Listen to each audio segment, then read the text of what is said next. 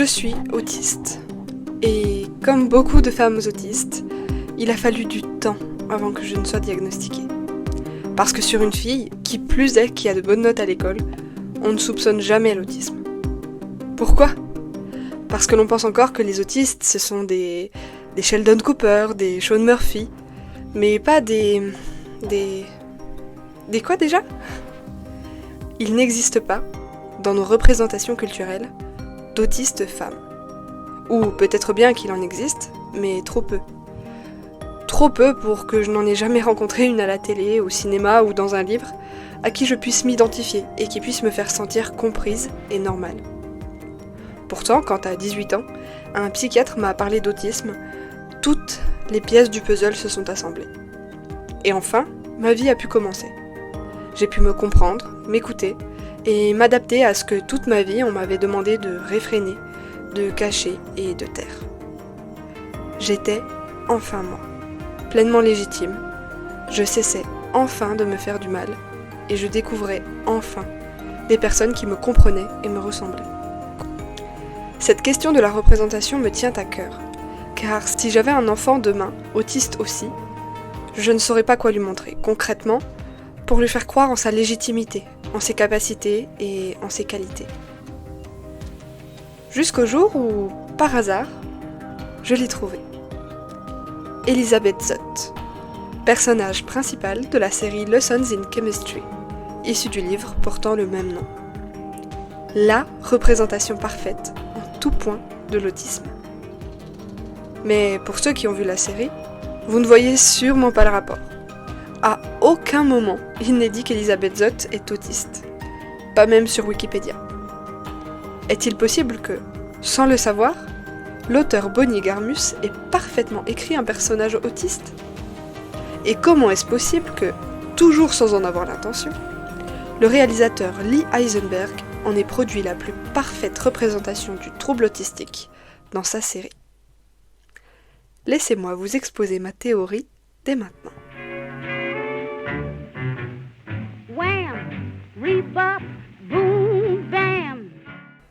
Pour comprendre en quoi Elizabeth Zott est une bonne représentation de ce qu'est une personne présentant un trouble du spectre autistique, il faut d'abord s'assurer de savoir exactement ce qu'est l'autisme.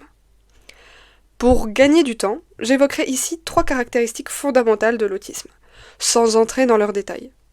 Une vidéo prochaine expliquera plus profondément ces 3 critères de diagnostic, si cela vous intéresse. Ainsi, l'autisme se matérialise par 3 caractéristiques. 1. Les difficultés sensorielles, c'est-à-dire des hypersensibilités liées aux 5 sens. Elle peut concerner les 5 sens de manière inégale, voire même mélanger des hypersensibilités à des hyposensibilités, c'est-à-dire le fait d'être moins, voire quasiment pas, sensible à certains sens. 2. La rigidité mentale. Cette dernière se manifeste par de nombreuses façons, dont 4 implications majoritaires. Des routines et des rituels desquels la personne ne peut se détacher sans éprouver un profond sentiment de malaise et de perturbation. Des intérêts spécifiques. Des valeurs auxquelles les personnes ne peuvent tolérer ni chez elles ni chez l'autre une dérogation. Et enfin, une sélectivité accrue. 3. Les difficultés de compréhension des normes sociales et d'intégration.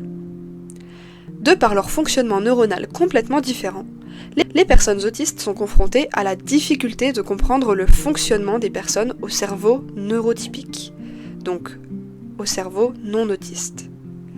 Et les personnes neurotypiques, celui du fonctionnement du cerveau autiste. Les personnes neurotypiques étant majoritaires, ce sont les personnes autistes qui, ayant des difficultés à calquer des codes qu'ils ne comprennent pas, se retrouvent exclus de la société et sont souvent considérés comme bizarres, marginaux, inadaptés, impolis ou encore associables. Si vous avez vu la série, peut-être commencez-vous déjà à percevoir en quoi Elizabeth Zott semble cocher toutes les cases. Mais rentrons dans les explications et exemples, dans le cas où vous n'auriez toujours pas saisi tous les détails. Pour cela, nous allons regarder ensemble les 2 premiers épisodes de la série seulement, et croyez-moi, il y a quand même matière à faire. J'ai fait mon possible pour que cette vidéo contienne le moins de spoilers possible. Mais je dois tout de même vous conseiller, si vous ne l'avez pas déjà fait, d'aller regarder cette série avant de poursuivre cette vidéo. Ne serait-ce que parce que vous loupez une œuvre incroyable si vous ne l'avez pas fait. I can sing and I can jam. Wham, rebop, boom.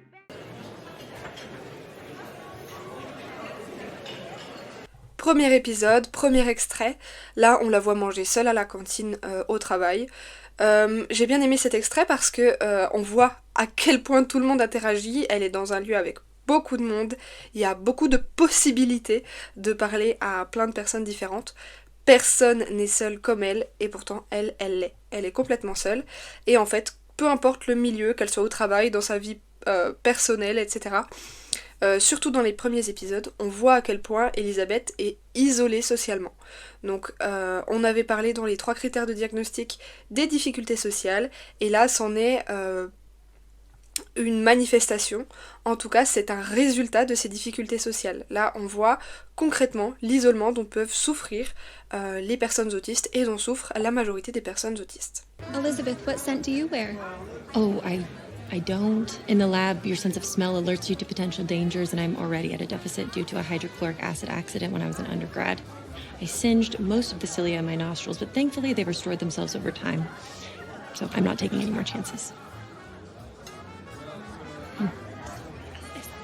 On était sur l'extrait d'avant sur un résultat des difficultés sociales, et là on est plus sur une cause. Là on comprend pourquoi Elisabeth ne se fond pas dans la masse, tout simplement parce que quand les autres parlent, ont des sujets de conversation divers, et comme une personne autiste, Elisabeth a beaucoup de mal avec tout ce qui est ce qu'on appelle le small talk.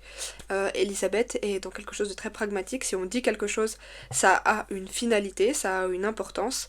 La manière dont elle parle aussi, donc comme je l'ai évoqué, elle utilise peu de mots, elle est précise, elle utilise un vocabulaire toujours très très précis, très riche, et là encore c'est une particularité autistique.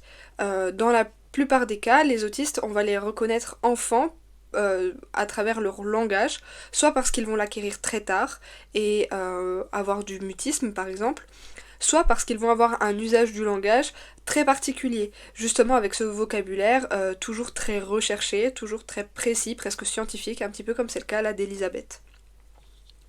Ce que j'aime aussi dans cet extrait, c'est la réaction des personnages suite à sa réponse. On voit bien qu'il y a une gêne, il y a un malaise, il y a un blanc qui s'installe, et ça encore, c'est quelque chose de extrêmement vécu pour les personnes autistes. C'est vraiment une situation quotidienne que l'autiste d'ailleurs ne comprend pas toujours nécessairement. Pourquoi, dès qu'il prend la parole, il y a ce blanc? Il y a cette gêne qui s'installe, et c'est le cas d'Elisabeth qui comprend pas vraiment ce qu'elle a dit de mal. Voilà. Et donc là, on est complètement dans une des difficultés sociales. Les codes ne sont pas les mêmes pour Elisabeth que pour les 3 personnes avec qui elle interagit. Et donc forcément il y a incompréhension et donc il y a rejet de la part des 3 autres femmes. Yes. I've never had that's perfect. It's not perfect, but it has the potential to be. This is my 78th attempt. My current focus is cheese. Cheese. At about 92 degrees, the solid milk fat in the cheese liquefies and the bonds holding together the casein proteins break, but the melt isn't smooth. Là, on est sur un autre extrait un petit peu emblématique de la série, le fameux moment où on voit pour la première fois Elisabeth parler de ses lasagnes. Alors, si cette scène est aussi emblématique, c'est parce qu'elle est par nature perçue par les spectateurs comme cocasse. C'est quelque chose qu'on voit rarement. Une personne qui conçoit la cuisine et de manière générale ses passions et ses hobbies de cette façon-là, en notant dans son carnet chaque essai, chaque paramètre comme une expérience scientifique en fait, ça c'est hyper atypique. On peut simplement interpréter ça comme le fait que, oui, Elisabeth est une scientifique, tout tourne autour de sa passion pour la chimie. Et donc même quand elle fait de la cuisine, elle interprète toute sa vie par le prisme de la chimie, des expériences scientifiques, du protocole à respecter, etc.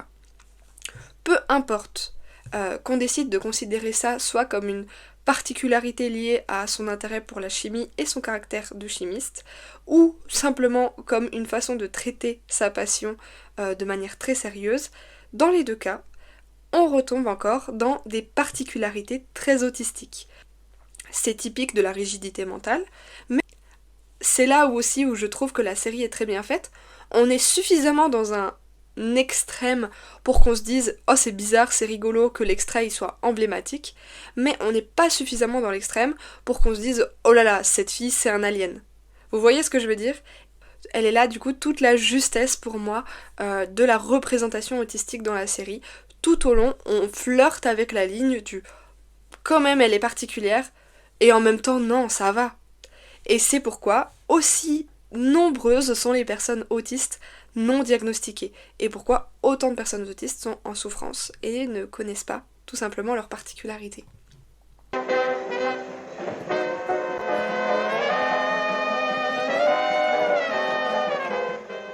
Did you move the graduated cylinders? I thought the center table was more equidistant.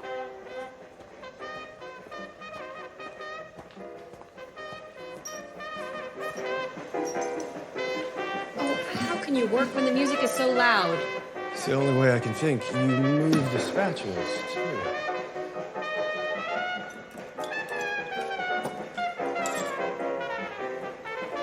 You've never shared space with someone, have you? I like things the way I like them.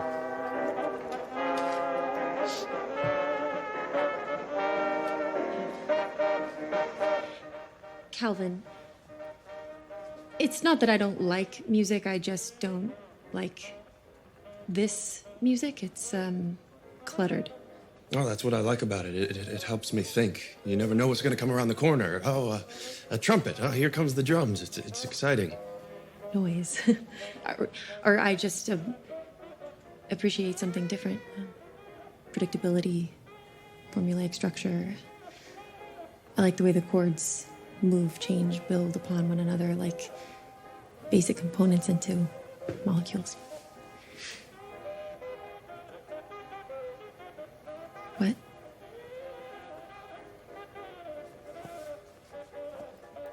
Cet extrait, je l'ai choisi, il est un peu plus long parce qu'en fait il est extrêmement riche. Alors là, Elisabeth, elle arrive tout juste dans le laboratoire de Calvin et elle réorganise tout. Donc là, on est sur plusieurs choses à la fois. Déjà, elle n'a pas du tout conscience qu'elle est en train de faire quelque chose de socialement pas correct. Elle lui manque de respect et en plus, elle ne respecte pas la hiérarchie parce que elle est seulement une technicienne et lui, c'est le chercheur. Donc en faisant ça, elle s'octroie une conduite qui n'est pas socialement acceptable. Donc ça, elle en a pas du tout conscience. Donc là, on est encore dans les problèmes autistiques qui sont de l'ordre du social, de comprendre les codes sociaux et de les respecter. On voit aussi à quel point elle a des difficultés sensorielles. Parce que justement, elle a été obligée de revoir entièrement la disposition du laboratoire. Elle ne supporte pas qu'un endroit soit encombré visuellement. Et ça, elle le dit à plusieurs reprises dans la série. Dès qu'elle arrive dans un endroit, elle est obligée de tout réarranger, de tout ranger, de tout vider visuellement pour qu'elle ne soit pas accaparée par la charge mentale. Et donc là, on est typiquement dans des difficultés de l'ordre sensoriel. Elle est très vite surstimulée, comme une personne autiste. On le voit aussi avec la musique, elle ne fait que baisser le son constamment derrière Calvin. Et que ce soit pour l'un le rangement ou pour l'autre la musique, elle va ensuite avoir des phrases qui vont faire preuve de sa rigidité mentale. Comment elle range ? Elle fait en sorte que tout soit équidistant. Elle calcule, etc. Très rigide, encore une fois.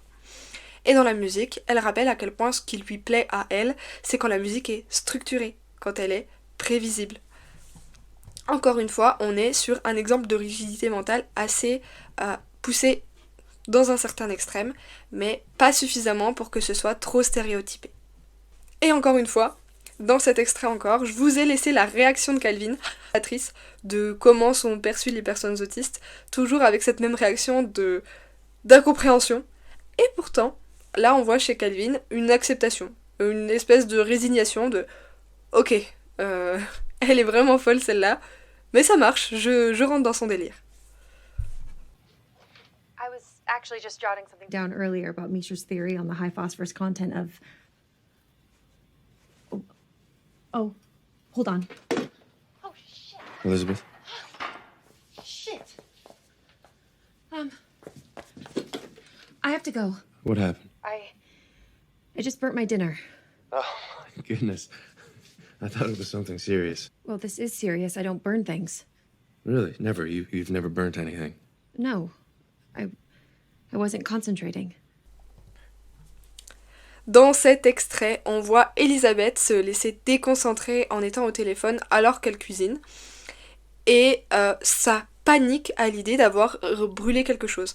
Alors encore une fois, c'est quelque chose de minime. Encore une fois, on a le personnage de Calvin qui nous montre ce que nous-mêmes on pense. Hein. Brûler quelque chose, ça arrive à tout le monde, c'est pas grave. Mais pour Elisabeth, ça l'est. Ce n'est pas son habitude. Elle est quelqu'un de très structuré, quelqu'un de très organisé. Elle ne supporte pas.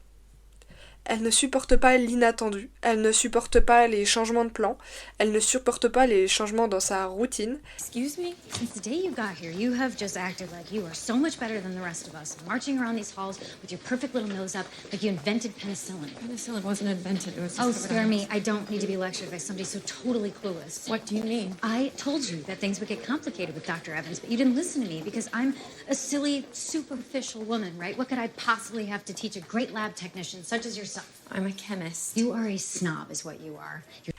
Dans cet extrait, on voit Elisabeth avec l'une de ses collègues et c'est très révélateur, encore une fois. En fait, on va être confronté à Fran, donc sa collègue, qui va lui balancer ses 4 vérités en face et qui va pas mâcher ses mots.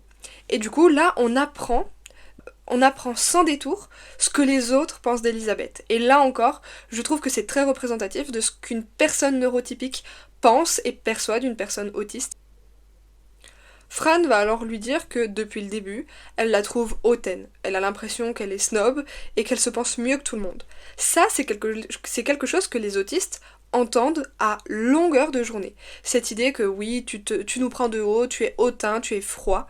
En fait, c'est encore une fois une difficulté sociale, parce que les personnes autistes, elles ont cette particularité, comme Elisabeth, d'avoir des expressions faciales parfois très froides. On lui reproche tout au long de la série de ne pas assez sourire. C'est parce qu'un autiste, il n'a pas d'expression faciale de convention. Il ne comprend pas les conventions, il ne les intègre pas ou alors au prix d'un effort très coûteux, et donc souvent il va louper des indices de dire « Oh, à tel moment j'aurais dû sourire, à tel moment j'aurais dû peut-être froncer les sourcils, etc. etc. » Et il ne faut pas tomber dans le cliché de croire qu'un autiste n'a pas d'expression faciale. D'ailleurs, Elisabeth Zott a un panel d'expressions faciales très grand et très expressif. Et c'est justement un problème, dans le sens où elle ne montre pas les expressions qu'on attend d'elle, que ce soit quand on attend quelque chose, on va pas le recevoir de sa part, par exemple un sourire. Ça peut aussi être perçu donc via la série comme quelque chose un petit peu comme une dénonciation un petit peu féministe. Le fait qu'on attend toujours d'une femme qu'elle soit très souriante, très conciliante, très accueillante, etc., très chaleureuse. Mais on peut aussi voir que pour Elisabeth, ça va beaucoup plus loin. C'est pas simplement qu'elle sourit pas comme on attend d'une femme, c'est aussi que parfois elle va avoir des expressions très dures, très froides, ou alors ne pas du tout masquer son mépris ou sa colère à des moments où elle le devrait peut-être, parce qu'elle est face à son patron ou à un supérieur, etc. Donc suite à ça, c'est ce qui fait que Fran lui reproche d'être hautaine, parce qu'elle a des expressions faciales et une manière d'aborder le monde qui est très différente. Elle est aussi, comme on l'avait vu, très pragmatique, elle répond toujours au premier degré, ce qui est souvent perçu comme un manque d'humour, ou en tout cas comme un manque à essayer de créer du lien. On se dit pas simplement qu'elle a pas compris la vanne, même si parfois ça arrive, on se dit qu'elle est à côté de la plaque, on se dit souvent que juste elle fait pas l'effort de rencontrer l'autre là où il est, de rigoler, même ne serait-ce que par politesse à une blague qu'elle n'aurait pas comprise. Et donc, en lui faisant ce reproche, elle lui dit que elle se comporte comme quelqu'un qui aurait inventé la pénicilline. Elisabeth Zott ne peut pas se retenir de lui dire que la pénicilline n'a jamais été inventée. Là encore, si vous avez besoin d'explications, de déchiffrage, on est dans quelque chose d'hyper inadapté socialement. On se fait pas sermonner par quelqu'un et on le coupe en plein serment pour lui dire non mais là tu te trompes, t'as dit quelque chose de faux. On est censé comprendre que même si, admettons, on sait que c'est faux, c'est une métaphore. Elisabeth ne comprend pas, ou très peu, les sous-entendus, le second degré, les figures de style de ce genre. Donc elle lui répond encore une fois sur le ton du premier degré, qui là aussi fait preuve de sa rigidité mentale. Hein. Et à cela, Fran lui répond « Je n'ai pas de conseil à recevoir de quelqu'un de clueless », donc de paumé, quelqu'un qui n'a pas les codes, quelqu'un qui n'a pas les clés, littéralement, pour traduire littéralement.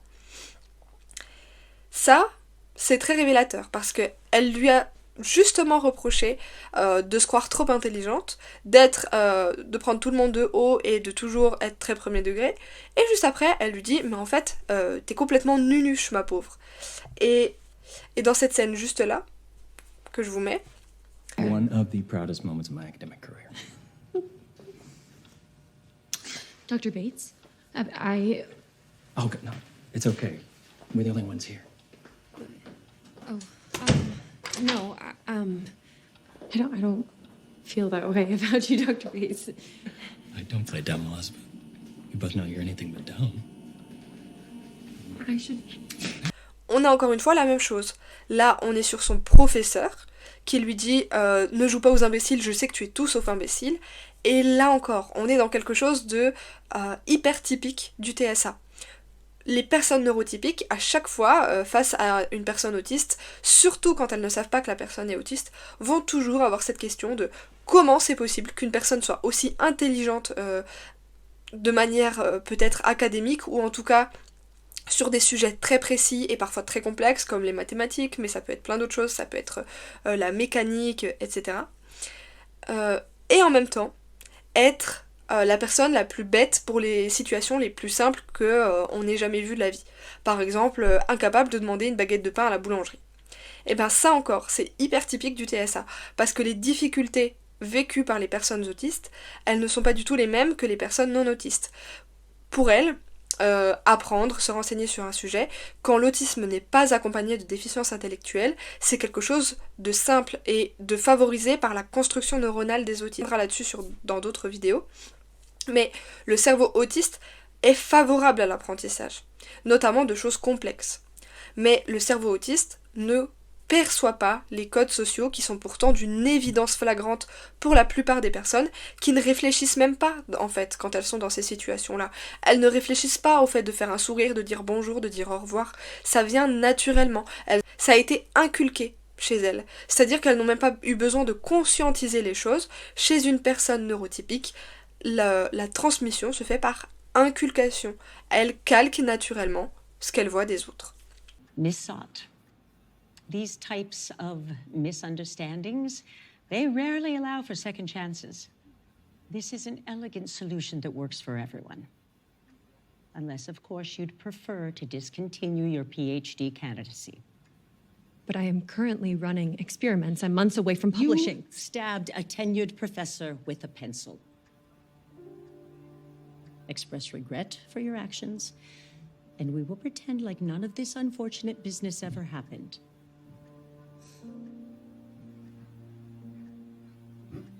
Now that I think about it, I do have one regret. Good. I regret not having more pencils. La rigidité mentale chez les personnes autistes s'aperçoit aussi en fonction de leurs valeurs. Les personnes autistes ont souvent un système de valeurs très fort. Ce ne sont pas les mêmes chez tous les autistes, mais ça les rend intolérants face aux dérogations de ces valeurs, que ce soit chez eux-mêmes ou chez les personnes qu'ils rencontrent.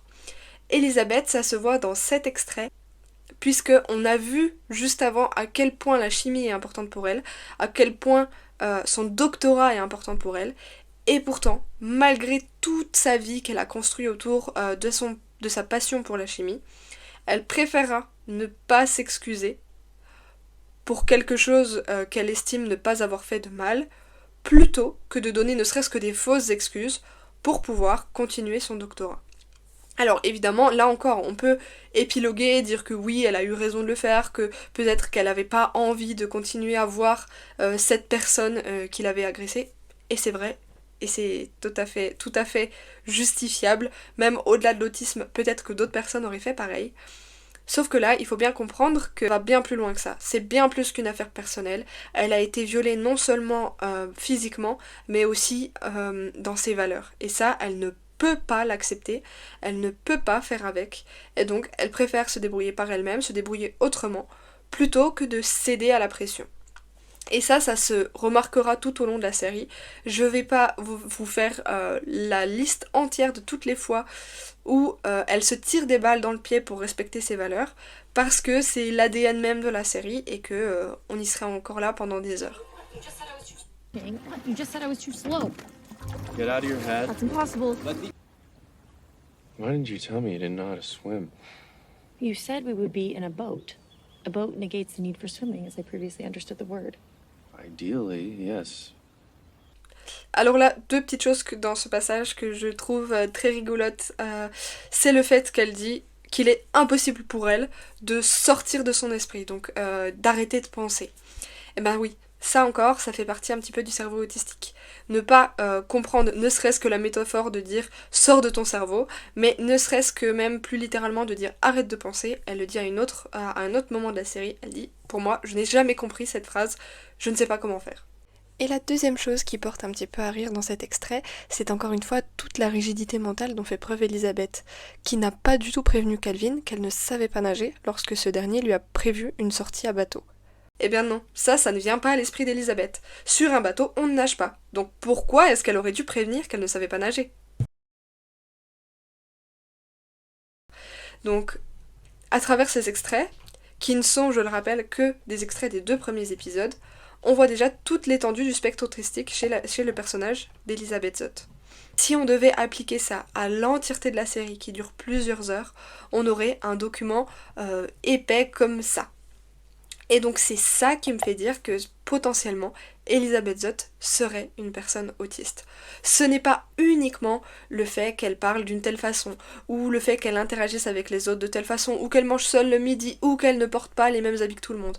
C'est l'ensemble de toutes ces observations qui peut conduire à un potentiel diagnostic, qui là ici n'a aucune valeur parce que je ne suis pas médecin, mais voilà, c'est la raison pour laquelle, en regardant la série, je me suis enfin reconnue en un personnage et j'ai enfin vu une possibilité de représenter l'autisme de façon plus juste et plus bénéfique pour tout le monde.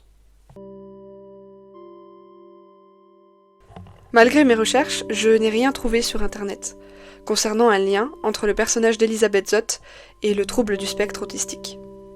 Personne, à l'exception de quelques spectateurs dont moi-même, ne semble avoir relevé de ressemblance, pas même l'auteur du livre ou le réalisateur de la série. Et j'en suis donc venue à me demander si alors, le fait que cette ressemblance soit fortuite ne soit pas la clé de cette représentation si parfaitement exécutée, et si peu validiste. Alors si quelqu'un voulait un jour reproduire l'exploit de cette série, voici la dernière partie de cette vidéo, sur pourquoi Lessons in Chemistry est un si bon exemple de représentation. Et qu'est-ce qu'elle apporte aux personnes autistes et aux personnes alistes. Rebop, boom, bam. I'm a killer diller. Yes, I am. Wham, rebop. 1. Elisabeth Zott a presque l'air normal. Si mon analyse vous semble tirée par les cheveux, c'est certainement que vous ne connaissez pas grand-chose à l'autisme. Cela n'a rien de grave, ni même de péjoratif. En réalité, vous n'êtes pas entièrement fautif. Comme évoqué plus tôt, la question de la représentation est très importante, car elle contribue à éduquer les personnes sur des sujets peu abordés et aussi peu étudiés. En réalité, vous vivez très probablement avec de nombreux autistes autour de vous, qui représentent au minimum 1% de la population française. Et vous ne le remarquez même pas au quotidien. Enfin, bien évidemment, vous le remarquez. Vous vous dites très régulièrement que cette personne a des réactions surprenantes, que vous avez du mal à saisir comment elle fonctionne et comment elle pense, mais vous mettez probablement la cause sur autre chose que son trouble, qu'elle-même ne connaît peut-être même pas d'ailleurs. Car en réalité, l'autisme est un sujet d'étude très récent, dont l'état de la recherche n'est encore qu'à ses balbutiements, et un nombre considérable de personnes autistes demeurent aujourd'hui non diagnostiquées. Arrêter de croire que les autistes sont des personnes anormales ou bizarres est la première étape pour faire avancer ces recherches. Pour mieux juger, il est impératif d'enlever ces œillères, que l'on nomme préjugés. C'est la condition sine qua non pour donner aux personnes autistes un environnement favorable à leur développement et leur bien-être, dans un climat d'écoute, d'acceptation et de compassion.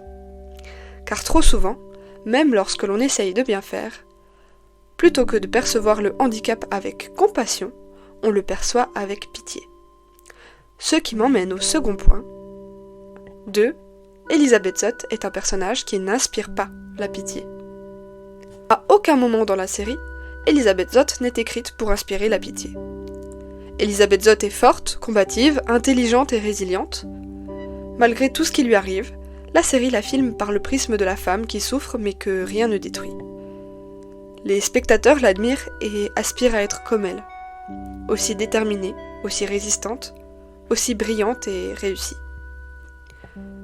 Trop souvent, encore une fois, lorsqu'une personne autiste est dépeinte dans les médias, on cherche à ce que le spectateur compatisse à ses souffrances. Pour ce faire, on dépeint des personnes faibles, qui malgré tous leurs efforts ne réussissent jamais, ou pas sans aide. Dans la série, Elisabeth perçoit évidemment de l'aide de nombreux autres personnages. Pourtant, jamais elle n'est dépossédée de son propre mérite. Cela n'empêche pas ces moments de souffrance d'être déchirants et de faire pleurer à chaudes larmes devant sa télévision. Mais jamais la ligne n'est franchie, de vouloir intensifier cette empathie du spectateur en la rendant plus vulnérable qu'elle ne l'est. Là encore, c'est une prouesse pour aider les personnes à mieux comprendre l'autisme en dehors des préjugés et de la pitié. Mais c'est aussi un véritable vent d'air frais pour les personnes autistes elles-mêmes, qui peuvent s'identifier à Elisabeth et reprendre confiance en eux, et au regard que le monde peut porter sur eux. C'est un véritable éloge de leur force et de leur qualité, et de leur légitimité à faire face au monde. 3.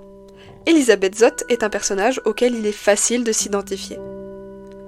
Puisqu'Elisabeth Zott n'a pas été écrite avec le DSM-5 sous les yeux, ou dans la volonté de représenter les autistes et de sensibiliser à leur cause, les caractéristiques autistiques d'Elisabeth sont omniprésentes, mais pas exacerbées. Comme la plupart des personnes autistes, elle présente l'entièreté des signes distinctifs du TSA, sans que tous ne soient poussés à leurs extrêmes. Elle représente à elle seule sa propre nuance du TSA, avec ses ajustements, son caractère et ses particularités propres. Elisabeth Zott n'est pas un porte-parole uniquement pour les autistes qui, pour le meilleur ou pour le pire, tombent sous la coupe du cliché de l'homme autiste savant, curieux mélange entre bête de foire et source de pitié. Si tant est qu'un autre personnage si bien écrit soit un jour publiquement présenté comme autiste, il pourrait même contribuer à mieux dépister l'autisme chez les personnes concernées et l'entourage des personnes concernées. 4. Elisabeth Zott est une personne accomplie et heureuse. Enfin, et non pas des moindres, Elisabeth Zott accomplit de véritables miracles. Femme chimiste dans les années 1960, mère célibataire parvenant à éduquer sa fille de façon irréprochable, elle concilie politique, professionnelle, familiale et domestique comme peu de personnes le font. Je ne cherche pas à dire que chacun devrait trouver son bonheur dans la même formule, et que sa réussite correspondant aux normes sociales actuelles est la seule valable. Bien au contraire. Je pense que la série, en un seul personnage, concilie tout le champ des possibles des personnes autistes, trop souvent considérées comme incapables de mener une véritable carrière, trouver l'amour, nouer du lien social, devenir parent ou ne serait-ce que d'être autonome. Je ne crois pas qu'il faille voir là une injonction à suivre le modèle d'Elisabeth, mais une source de motivation dans laquelle se servir dès lors que la société nous fera douter de nos propres capacités à réussir ce que nous cherchons à accomplir. Quels que soient nos rêves, notre notion de la réussite, elle nous est atteignable, autiste ou non. Les données économiques, sociales et politiques ne sont évidemment pas à ignorer, mais l'exemple d'Elisabeth est celui de la réussite, en dépit de ces systèmes d'oppression multiples qu'elle-même subit. Ainsi, à chaque fois que des personnes autistes viennent me trouver en message privé pour me demander comment est-ce que je fais pour être maman et autiste, et comment savoir si eux aussi peuvent espérer être un bon parent malgré leur autisme, j'ai toujours cette merveilleuse série à conseiller. Car en réalité, c'est cette série qui a définitivement mis fin à tous mes propres doutes.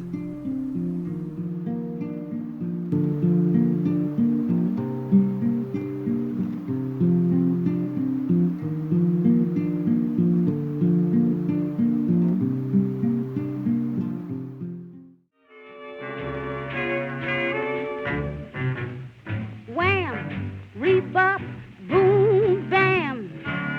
I can sing and I can jam. Wham, rebop, boom, bam. I'm a killer diller.